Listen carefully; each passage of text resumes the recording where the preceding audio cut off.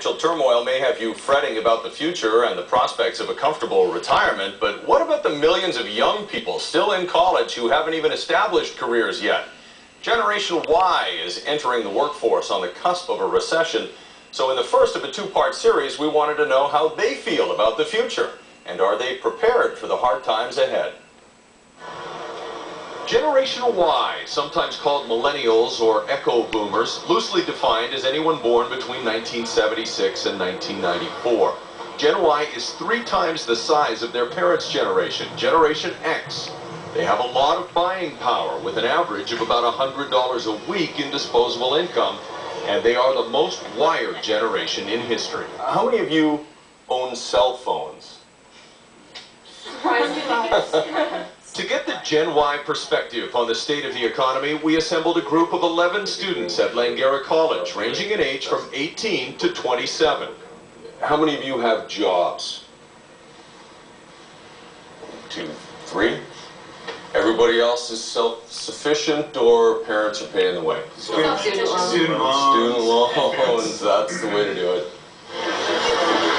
And students admit their loans don't always keep up with their lifestyles. And credit cards often make up the shortfall when it's time to go shopping. I'm spending money I don't have because Visa gives it to me, because I think, well, I can have, I'm young right now, let's have fun, let's do it up and pay it back later, right? Which probably not the smartest thing to do, but I think it's become easier and easier to live above your means. Stretch, as long as you're outside. Oh, come on, huh? Already feeling the pressure of debt, many make a choice that's been mined for comedy in the movies, but makes good fiscal sense. They still live at home. You live with your parents? Is that a problem?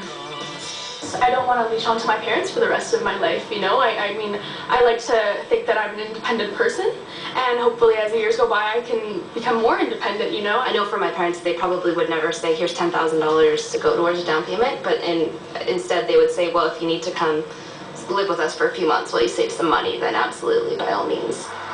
Homeownership is a dream for many of these students, and there may never be a better time to buy now that BC's real estate bubble has burst. But these students won't sacrifice their passions just to make that purchase. The way I see it is I'd rather do something I love and not make as much money than to do something I hate but make millions, you know? Why would do something you don't want to do, regardless of how much it pays? At the end of the day, the paycheck's not going to be worth it. You're going to resent the paycheck at the end of the day and want to go do what you want to do anyways, right? Like, I'm paying my bills and I'm doing what I want to do with and I don't need very much money to do that, so the job prospect doesn't really... I'm not above anything, you know? I mean, a lot of people have been working 25 years in a job they hate, and they haven't taken the opportunity to really fulfill their dreams. And we'd be stupid not to learn from that. Generation Y finding a lesson in the failings of Generation X. And only time will tell if those lessons pay off.